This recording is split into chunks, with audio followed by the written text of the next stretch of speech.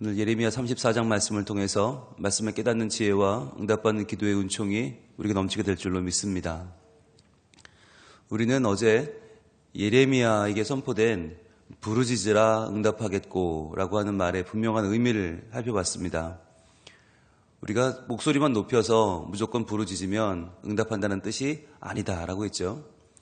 도리어 우리가 하나님께만 기도하고 하나님이라는 분명한 대상을 붙잡고 기도할 때 하나님은 우리가 알지 못하는 크고 은밀한 일, 우리는 상상도 못하는 더 놀라운 기도의 응답을 주신다 그랬습니다. 그분이 바로 예수님이라고 했죠. 그런데 여러분, 예수님을 바라봐야 된다라고 하는 말은 굉장히 우리에겐 희망적인 말 같지만 현실적으로는 지금 사태가 매우 악화되어 있음을 보여주는 말이기도 합니다. 지금 바벨론 군대가 예루살렘 코앞까지 쳐들어와 있어요. 이제 곧 나라가 망해요. 즉 현실적으로는 구할 수 있는 게 없단 말이에요. 현실적으로는 할 수 있는 일이 없어요. 그렇기 때문에 우리는 먼 후대에 있을 예수 그리스도의 회복을 기다릴 수밖에 없다라고 하는 말이기도 합니다. 그래서 알고 보면 우리가 333 기도라고 하는 예레미야 33장 3절 부르짖으라 응답하겠고 내가 알지 못하는 크고 은밀한 일을 내게 보이리라, 이 말은 굉장히 슬픈 말이죠. 그러니까 우리는 맥락을 놓고 보면 굉장히 슬프고 굉장히 비장한 말을 우리 식으로 갖다 붙여서 우리 마음대로 해석하는 일이 많이 있다는 거죠. 그래서 성경을 읽을 때 우리가 조심해야 될 것이 그냥 단어만 가지고 와서 내 상황 속에서 적용한답시고 그 말씀들을 내 맘대로 아전인수격으로 해석해버리는 경우가 너무너무 많다.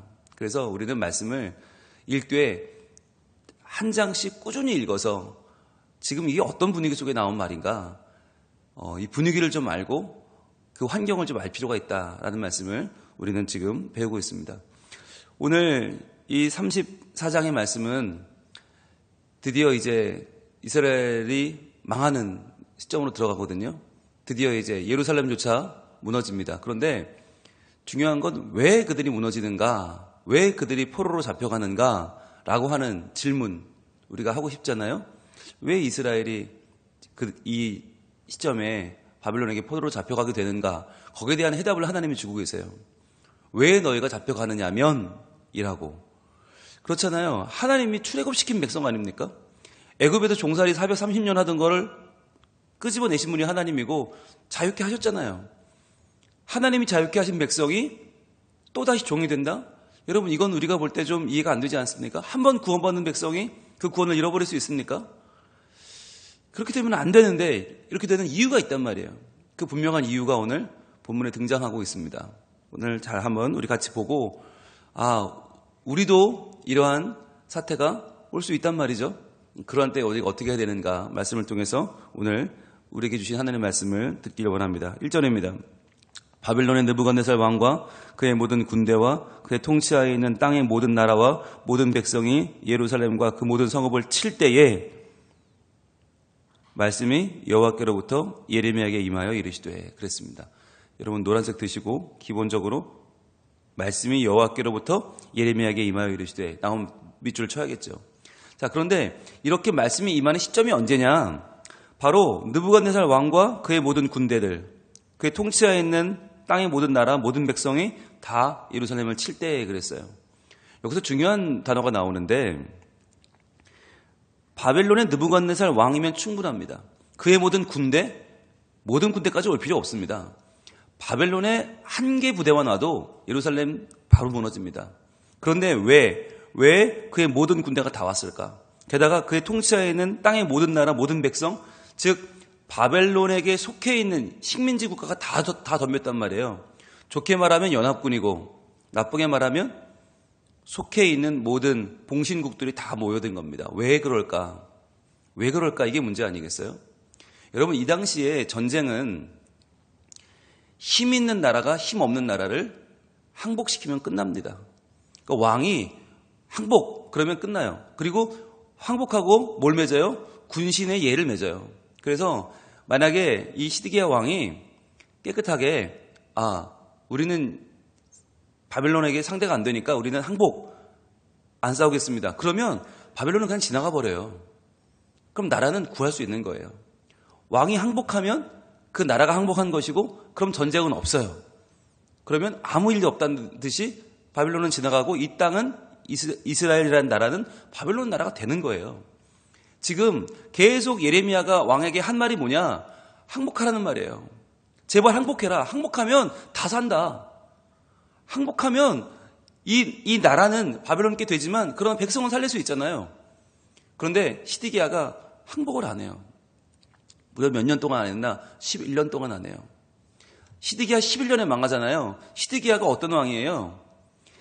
그 선대 왕인 여호야긴이 바벨론으로 끌려가 버려요. 포로로 끌려가고 대신 바벨론 왕 느부갓네살이 허수아비로 세워놓은 왕이에요. 시드기야는. 허수아비로 세웠단 말은 뭐냐면 네가 항복해? 라고 왕을 세워놓은 거예요. 요시야의 셋째 아들 데려다가 야, 너 요시야 아들이지? 너 왕해라. 너 우리한테 항복하고 이 전쟁 하지 말고 우리 지나가자 라고 왕을 세워놨어요. 그런데 시드기야가 바벨론이 세운 왕인데 바벨론에게 항복을 안 하는 거예요. 왜 안 했을까요? 왕이 되고 보니까 왕국 안이 전부 친애굽파예요. 친애굽파 중심들은 입을 모아 뭐라고 하냐면 내 목숨을 걸고 말하는데 애굽이 우리를 도와줄 거라고. 그러니까 바벨론에게 항복하지 말고 버티자고. 차라리 바벨론에게 항복할 거면 내 목부터 치라고. 그렇게 중심들이 나오니까 시드기야가 헷갈리는 거예요. 나 항복하라고 지금 바벨론 왕이 세워놨는데 애굽이 도와줄 거라고 그러면서 자꾸만 안 된다고 그러니까 어떻게 되지? 눈치 보다가 여기까지 온 거예요. 11년을 버틴 거예요. 그러니까 바벨론 왕이 이제 너 안 되겠다. 너 이렇게 항복 안 하면 너희 다 죽어. 라고 지금 병력을 일으킨 거예요. 군대를 일으켜서 지금 쳐들어온 거예요. 그래서 이거는 항복을 받으러 온 게 아니라 이제는 멸망시키러 온 거죠. 여러분, 이게 현실이에요. 예레미야가 지금까지 말한 바벨론에게 진다, 포로로 끌려간다, 그 말을 들었으면 다 살아요. 그런데 안 듣고 버티니까 아니야, 우리는 애굽이 도와줄 거야. 아니야, 우리는 괜찮을 거야. 아니야, 우리는 안 망할 거야. 라고 버텼더니 결국은 바벨론의 모든 군대와 모든 식민지까지 다 쳐들어와서 이제는 다 망할 위기가 온 것입니다. 이걸 가지고 긁어 부스럼을 만든다고 하죠. 이걸 가지고 화를 부른다고 하는 겁니다. 시드기야 왕이 왜 그때 그의 때에 이 나라가 망하게 되는가? 그는 끝까지 하나님 말씀을 듣지 않았고 끝까지 시대를 읽을 줄 몰랐어요. 두 가지가 다 있었어요.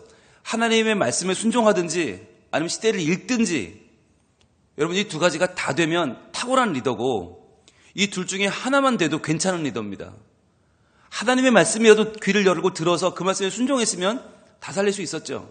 아니면 시대를 읽을 수 있는 눈이 있었으면 바벨론에게는 우리가 안 되는구나, 빨리 행복해야 되겠구나. 그런데 둘 다 없었단 말이에요. 불행히도 우리가 통치자를 위해 기도할 때, 리더를 위해 기도할 때 여러분 꼭 기도해야 될 게 두 가지 있습니다. 그게 바로 하나는 하나님의 말씀에 귀를 기울일 줄 아는 것이고 또 하나는 시대를 읽는 눈입니다. 둘 중에 하나라도 있어야 됩니다. 그래서 우리가 하나님 믿는 사람을 우리가 기본적으로 뽑기를 원하잖아요. 그런데 하나님만 잘 믿어도 또 안 되더라고요. 우리가 장로 대통령도 세워봤잖아요. 우리가 믿는다고 세우면 또 안 되고 또 하나가 뭐냐? 시대를 읽는 눈이 필요하다. 그래서 이 시대의 흐름을 바르게 읽는 눈이 필요하죠. 시드기야는 둘 다 없었단 말이에요.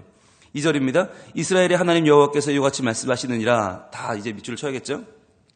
하나님 말씀이다. 여러분, 이걸 왜 강조하냐면 이게 예레미야가 만든 말이 아니란 말이에요. 이게 함부로 할 수 있는 말이 아니에요. 너는 가서 유다의 시드기야 왕에게 아뢰어 이르기를 여호와의 말씀에 보라, 내가 이 성을 바벨론 왕의 손에 넘기리니 그가 이 성을 불사를 것이라. 자, 오랜만에 분홍색을 드시고 표시해 볼까요? 그가 이 성을 불사를 것이라. 이게 왜 중요하냐면 지금까지 이 표현이 한 번도 나온 적이 없어요. 이 성을 바벨론에게 넘긴다는 말은 뭐냐면 아무 일이 없다는 말이에요. 도리어 이 백성을 살리겠다는 말이에요. 그냥 넘기고 지나가면 그만이에요. 그런데 이제는 이 성을 불살라버릴 것이다. 이게 뭐냐? 이제는 군사적인 침략이 있을 것이고 이제는 망한다. 왜? 항복하지 않으니까. 끝까지 11년 동안을 하나님 말씀 의지하지 않고 시대를 분별하지 못하고 항복하지 않고 버텼더니 결국은 다 죽게 됐다는 말이에요. 결국 다 죽는다. 3절, 내가 그의 손에서 벗어나지 못하고 반드시 사로잡혀 그의 손에 넘겨져서 내 눈은 바벨론 왕의 눈을 볼 것이며 그의 입은 내 입을 마주대하여 말할 것이요 너는 바벨론으로 가리라. 시드기야는 끝까지 버티면 될 줄 알았어요. 그래서 결국 예루살렘이 함락당할 때 시드기야는 도망칩니다. 도망치다가 끌려옵니다. 사람들의 말에 귀를 기울여서 애굽이 도와줄 거라고, 우리는 안 망할 거라고, 바벨론에 갈 일이 없을 거라고 하는 말에 귀를 기울였던 그는 결국 이 말씀대로 되죠. 바벨론 왕의 앞에 서게 되고 그 눈은 왕의 눈을 보고 그의 입은 왕의 입을 마주 대하여 말하게 되죠. 그리고는 어떻게 돼요? 그는 눈을 뽑히게 됩니다. 눈을 뽑히고 끌려갑니다. 아주 비참한 포로 생활을 하게 됩니다. 자, 4절입니다. 그러나 유다의 시드기야 왕이여 여호와의 말씀을 들으라. 여호와께서 내게 대하여 이같이 말씀하시느니라. 내가 칼에 죽지 아니하고. 자, 여호와의 말씀을 들으라 표시하시고요. 여호와께서 내게 대하여 이같이 말씀하시느니라. 노란색으로 닫혀보세요. 유독 이 말이 많이 나오죠. 왜? 너무 심한 말이기 때문에, 너무 큰 말이기 때문에, 이건 예레미야 개인이 할 수 있는 말이 아니기 때문이에요. 왕의 미래에 대한 것을 예언하고 있는 겁니다. 내가 칼에 죽지 아니하고 평안히 죽을 것이며 사람이 너보다 먼저 있은 내 조상들 곧 선왕들에게 분향하였던 것 같이 내게 분향하며 너를 위하여 애통하기를 슬프다 주여 하리니 이는 내가 말하였음이라 여호와의 말씀이니라 하시니라. 자, 칼에 죽지는 않는다. 그리고 사람들이 너를 위해 분향한다. 이게 그에게 주어지는 유일한 위로죠. 왜 이런 위로가 주어질까요? 여기에는 한 가지 이유가 있습니다. 그 이유가 이제 오늘 나오게 되는데, 자, 6절입니다. 선지자 예레미야가 이 모든 말씀을 예루살렘에서 유다의 시드기야 왕에게 이르니라 그랬어요. 대단한 사람이죠, 예레미야도. 여러분, 이런 얘기를 함부로 할 수 있어요? 나란 망할 거고요. 당신은 끌려갈 거고요. 포로가 반드시 될 거고요. 반드시 당신이 하나님의 뜻을 온몸으로 체험해서 알게 될 겁니다. 결국은 당신 이 꼴이 될 겁니다. 라는 얘기를 어떻게 해요? 그런데 예레미야는 이 얘기를 다 합니다. 이것을 저희 설교학에서 뭐라고 부르냐면 성언 운반 일념이라고 부릅니다. 성언 운반 일념. 즉 하나님이 주신 말씀을 그냥 나는 운반할 뿐이다. 거룩한 말씀을 운반한다는 거죠. 이게 뭐냐면 듣는 사람의 입장이나 기분을 맞춰주지 않는 겁니다. 아, 이 말 들으면 저 사람 기분 나쁘겠지? 아, 왕에게 이런 말 하면 왕이 기분 나쁠 거야. 그럼 내가 죽을 수도 있어. 그걸 계산하지 않는 거예요. 주시는 대로 말씀하는 것. 그게 예레미야의 기본입니다. 그래서 여호와께서 말씀하시기를 여호와께서 말씀하시니라. 계속 붙는 이유가 그거예요. 주신 그대로 말하는 거. 근데 저도 설교자지만 목회를 하는 입장이다 보니까 사실 이게 잘 안 돼요. 그래서 설교를 할 때 항상 교인들이 이걸 들으면 뭐라고 생각할까? 이거 듣고 사람들이 실족하면 어떡하지? 라는 생각을 하게 됩니다. 본능적으로 하게 됩니다. 그래서 저의 기도 중에 하나도 하나님 설교학 1년 차에 배우는 기본 중의 기본 성언 운반 일념 이 마음을 버리지 말고 따르게 해 주옵소서. 이게 저도 기도 제목이거든요. 근데 예레미야는 이 부분에서는 아주 탁월해요. 그 말을 다 갖다 합니다. 다 합니다. 자, 7절. 그때에 바빌론 왕의 군대가 예루살렘과 유다에 남은 모든 성읍들을 쳤으니 곧 라기스와 아세가와 유다의 견고한 성읍 중에 이것만 남았음이더라. 자, 예루살렘, 라기스, 아세가 세 가지가 박살납니다. 이제 이 세 가지가 마무리되면서 모든 나라가 점령을 당하는데 라기스에는요 가면 산헤립이 얼마나 이 라기스를 심하게 쳤는지가 벽화로 크게 그려져 있어요. 그래서 이 당시에 끔찍한 현실을 잘 볼 수 있습니다. 8절. 시드기야 왕이 예루살렘에 있는 모든 백성과 한 가지로 하나님 앞에서 계약을 맺고 자유를 선포한 후에 여호와께로부터 말씀이 예레미야에게 임하니라. 자, 8절부터가 본격적인 그들이 포로로 잡혀가는 이유입니다. 자, 시드기야가 뭘 했냐면 예루살렘에 남아있는 모든 백성들과 함께 하나님 앞에 계약을 맺었어요. 이 계약이라는 건 뭐냐면 반드시 하겠다는 거죠. 내가 반드시 하겠습니다. 왜 계약을 왜 맺었을까요? 하나님께 마지막으로 소망을 건 거죠. 하나님, 이 계약을 맺었으니 우리를 도와주세요. 라고 한 번 더 하나님과의 딜을 선택한 건데 뭘 했냐면 자유를 선포했다. 이게 무슨 말이냐면 9절에 보면 그 계약은 사람마다 각기 히브리 남녀 노비를 놓아 자유롭게 하고 그의 동족 유다인을 종으로 삼지 못하게 한 것이라. 여러분, 이스라엘 사람들은요, 자기 동족을 종으로 삼을 수가 있어요, 없어요? 삼을 수 있어요. 그런데 몇 년까지? 6년까지. 7년 되면 무조건 놔줘야 돼요. 무조건 놔줘야 돼요. 그런데 그 법이 지금까지 안 지켜진 거예요. 지금까지 6년 지나도 7년, 8년, 9년, 10년을 종으로 데리고 있었던 거예요. 그런데 그것을 지금 자유롭게 하자라고 하나님과 계약을 맺고 선포를 한 거죠. 그리고 다시는 동족끼리는 종으로 삼지 못하게 하자라고 하는 아주 파격적인 계약을 맺은 거예요. 그동안 출애굽 이후에 지켜지지 않던 이 일을 지금 결정한 거죠. 10절, 그 계약에 가담한 고관들과 모든 백성이 각기 노비를 자유롭게 하고 다시는 종을 삼지 말라 함을 듣고 순복하여 놓았더니. 자, 이 말에 모든 고관 백성들이 동의했어요. 그리고 노비들을 자유롭게 했어요. 다시는 종을 삼지 말자 함을 듣고 순복하여 놓았어요. 자, 여러분, 놀라운 일을 한 겁니다. 지금까지 안 듣던 하나님의 말씀을 들어서 이스라엘 종들을 자유케 하는 일을 이제 그들이 결정하고 선포한 거예요. 얼마나 위대한 일을 한 겁니까? 아무리 위기 상황이라지만, 그 위기 때문이라지만 지금 아주 위대한 결정을 하고 숭고한 결정을 하고, 인권, 사람을 이제 우리가 사람으로 보자, 하나님 백성을 우리가 자유케 하자, 굉장히 그 마음에 큰 결정을 한 거죠. 그런데 중요한 건 11절입니다. 분홍색을 드시고 한번 표시해 보세요. 후에 그들의 뜻이 변하여 자유를 주었던 노비를 끌어다가 복종시켜 다시 노비로 삼았더라. 분홍색을 닫혀보세요. 이 11절이 바로 오늘 이 이스라엘 백성이 바벨론의 포로로 끌려가는 이유예요. 이게 그 이유예요. 이들은 위기에 처하니까, 급하니까, 야, 우리가 지금까지 하나님 말씀 안 들어서 그래. 우리 이스라엘 백성 동족으로 종 삼고 그들을 부려먹어서 우리가 하나님의 공의와 정의가 무너져서 이런 위기를 당하는 거니까 우리 종들 다 놓아주자. 그래, 다시는 종 삼지 말자. 그리고는 오케이, 다 도장 찍고 계약했어요. 그런데 후에 이 말이 뭐예요? 애굽군들이 파병이 된 거예요. 이스라엘이 망하겠다는 말을 듣고 애굽이 군사를 파견합니다. 그래서 바벨론이 잠깐 주춤한 사이에 그들이 야, 우리 살 수 있겠다. 그럼 우리 그 결정 할 필요 없잖아. 야, 우리가 왜 손해를 보면서 노예들을 놓아줘야 되냐? 우리 다시 데려오자. 그리고는 그들의 뜻이 변해서 자유를 주었던 노비를 끌어다가 복종시켜 다시 노비로 삼았더라. 즉, 하나님이고 계약이고 뭐 다 필요 없고 우리의 욕심, 우리 노예 다시 끌려다가 다시 노예로 삼았다는 거예요. 여러분, 이게 왜 중요한 사건이 됐냐면 이스라엘 백성이 누구예요? 하나님이 애굽의 종되었던 사람들을 끄집어내 자유케 한 백성이에요.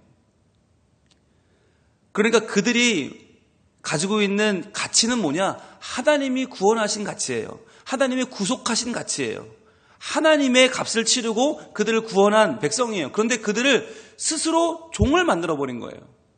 스스로 그들이 종을 삼아서 하나님이 자유케 한 백성을 종을 삼았어요. 그리고 풀어줬다가 다시 욕심으로 그들을 끌어다가 노비를 삼은 거죠. 절대 하면 안 되는 일을 한 거죠. 이게 그 당시에 고관들과 왕과 리더들의 분위기였고 하나님은 이것에 분노하신 거예요. 그래서 어떻게 했어요? 하나님이 자유케 한 백성을 다시 포로 삼으신 거죠. 다시 바벨론의 포로가 되게 한 거죠. 너희들도 한번 겪어봐라. 이게 뭘 의미하는지 너도 한번 겪어봐라 라고 하나님이 지금 이스라엘 나라를 무너뜨려서 바벨론에게 내어주신 것입니다. 여러분, 우리는 적어도 하나님이 자유케 하신 가치가 있는 인생입니다. 누구도 누구를 비웃을 수 없고요.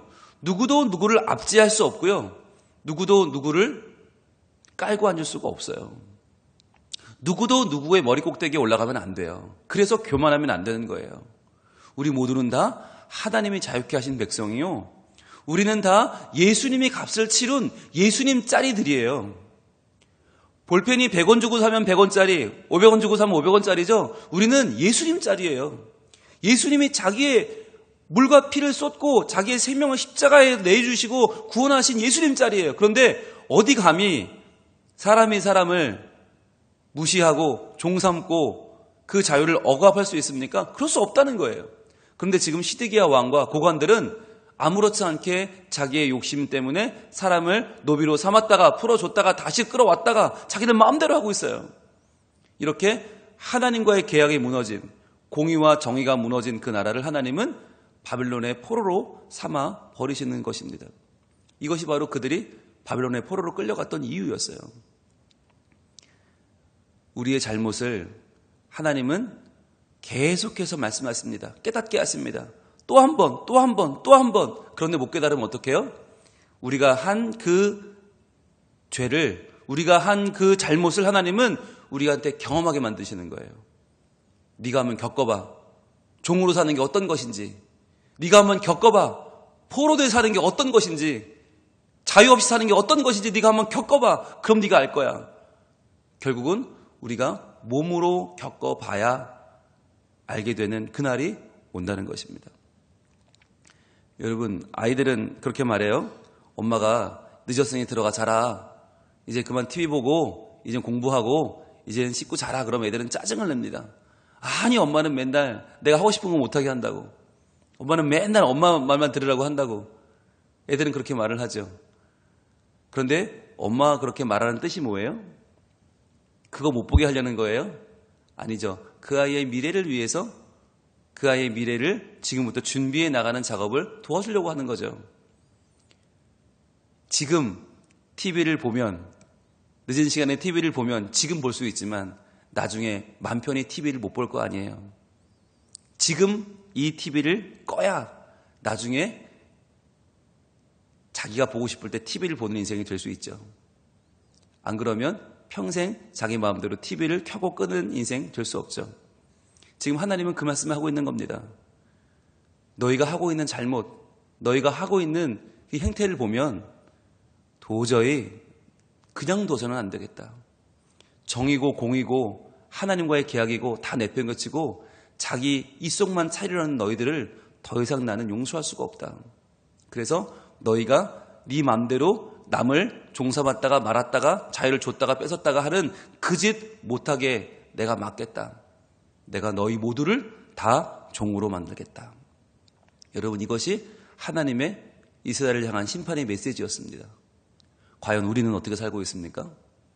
과연 우리는 서로 사랑하고 존중하고 서로가 서로를 가치 있게 여기고 있습니까?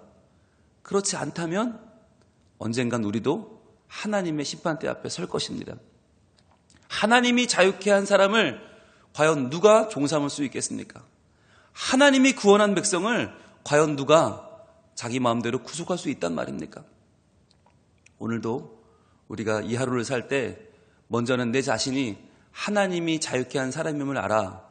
이 어떠한 것에도, 돈에도, 명예에도, 성공에도, 그 어떤 세상의 가치에도 종되지 않고 자유롭게 사는 주의 백성이 되어야 할 줄로 믿습니다. 그리고 다른 사람도 역시 존중할 줄 알고 그 사람도 하나님이 구속하신 백성임을 알아 하나님의 자녀로 대우하는 것. 그래서 서로가 서로를 존중하고 사랑하며 살아가는 것. 그것이 하나님의 정의로운 나라고 하나님의 공의로운 나라이고 하나님과의 계약을 지키는 나라가 될 것입니다. 그래서 오늘도 우리가 함께 하시는 주님을 끝까지 놓치지 말고 따라가서 하나님의 말씀대로 오늘도 하나님과의 아름다운 만남, 아름다운 관계 속에 기쁨과 평안을 누리는 우리가 될 수 있기를 하나님 원하고 계십니다. 기도하겠습니다. 하나님, 시드기야 왕은 자신과 백성을 살릴 수 있는 길이 있었음에도 불구하고 하나님 말씀을 어기고 시대를 분별하는 눈을 갖지 못하고 오히려 버티다가 다 망하는 길을 걷고 말았습니다. 하나님, 오늘날 우리도 하나님 말씀을 들을 줄 아는 귀를 열어주시고 시대를 분별할 줄 아는 지혜를 주시옵소서. 그래서 우리가 하나님의 말씀대로 바르게 살아 나도 살고 우리 모두를 살리는 믿음의 길을 걷게 하여 주시옵소서. 함부로 종삼았던 자들을 풀어주었다가 또 종삼는 이러한 잘못을 시드기야 왕 때는 왕과 고관들이 범해서 도저히 하나님이 견딜 수 없는 지경까지 이르고 말았습니다. 하나님, 우리의 모습은 어떻습니까? 우리를 돌아보고 온전히 회개하게 하시고 온전히 하나님만 믿고 의지하며 서로 존중하고 사랑하는 복된 가정, 복된 교회, 복된 사회와 민족을 만들어가는 저희들이 되게 하여 주시옵소서. 예수님 이름으로 기도합니다. 아멘.